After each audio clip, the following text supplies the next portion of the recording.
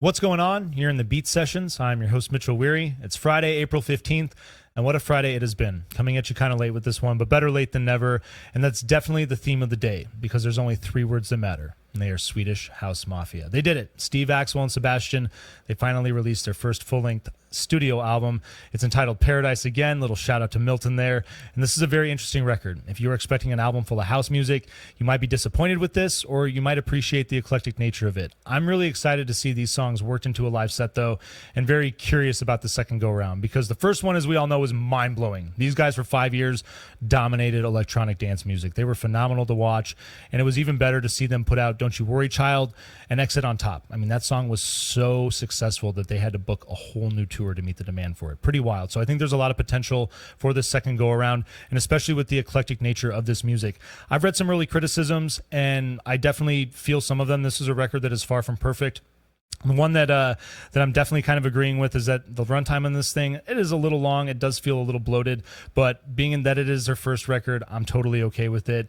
What I think needs to go right out the door is this whole nostalgia trip of like, well, I wish this had been made in their heyday. Well, it wasn't. So you got to get over that. I'm thankful that we have it. Everybody should be thankful. I mean, they broke up. There was a point where this wasn't even a thought. So it's cool to have this record. I think it's really cool to see them embrace the new landscape of dance music, especially since in their solo work and coming together and in this collective, they were so influential. It's so cool to see how they basically built the landscape that they're working within today and experimenting with it. So I'm excited for them to work with all these different genres and move forward and to make projects like this that overall are better. This is an album that definitely, it has its moments where I think that it does feel a little long and a little bloated, but overall there's a lot of fun music on this thing. It opens up with Time featuring Mafia. This is exactly the kind of song that you were expecting to hear from this band. It's a perfect way to open this thing up.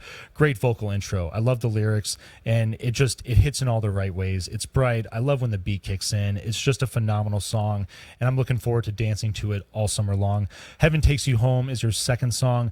Vocal appearance from Connie Constance on this record. She's on a number of tracks on this album, and she's phenomenal. I really dig what she brings to the table as far as her sound, and great house element here as well.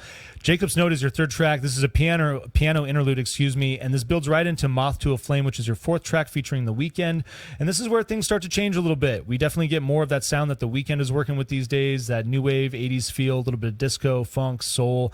I like it though. I think these guys are making it work. It's a great collaboration, something that you're probably going to hear on the dance floor a bunch as well. And it's the type of song, all the songs on the album that aren't embracing that house style, I definitely think have the potential to be reworked into house remixes. So I think that's very cool about these songs. I like that they're put together in ways that they make them feel like compositions. This record feels like a record, and that is the one thing that I do love about it. I like the way that they really put a lot of thought into creating an album that has continuity, that has fun turns, and that's exciting. You really don't know what you're going to expect on this thing once you really start getting into the meat of it. Mafia is your fifth song. I love the way this comes in. It's got a slow tempo, a little bit of an industrial feel. Loving the percussion on this thing. The way the hi-hat rides is it's one of my favorite things. Love and Frankenstein as well, your sixth song, minimal hip-hop driven. It's featuring A$AP Rocky, and I think this is the type of track that, again, very different, but it's working. Don't Go Mad, your seventh song featuring Sinabu Say, is back into that house feel. I really like the way the beat and the music works in and out of this song. This is a great song. It's got a great feel. Leads into Paradise Again, your eighth track. Got an ambient intro. Piano comes in. The synth sounds a little more like prog rock and industrial here. Definitely a different feel for them. Liking it, though. Works into Lifetime. It's got this pulsating synth, new wave, a little bit of an R&B feel, That's featuring Ty Dolla $ign, and definitely kind of more in that Weeknd style, the track that he's working on there.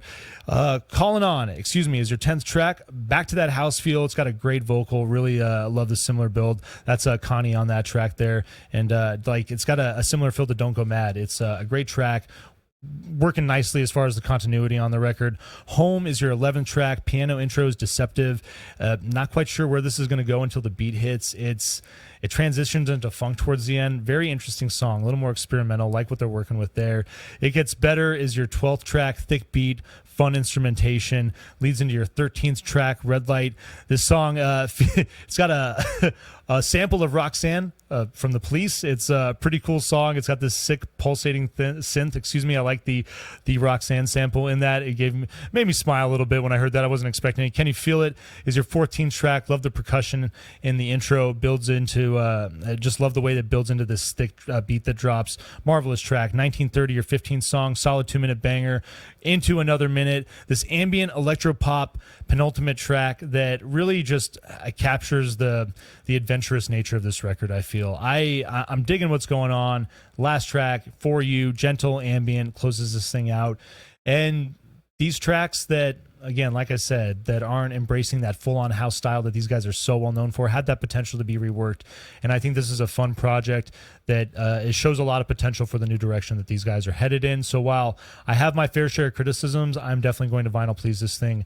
And I hope you enjoy this record and find this review helpful. Please like this video, share it, subscribe to the channel, do all the things to help me blow this project up in 2022, and stay tuned throughout the week for more album reviews. We will see you next time on the Beat Sessions.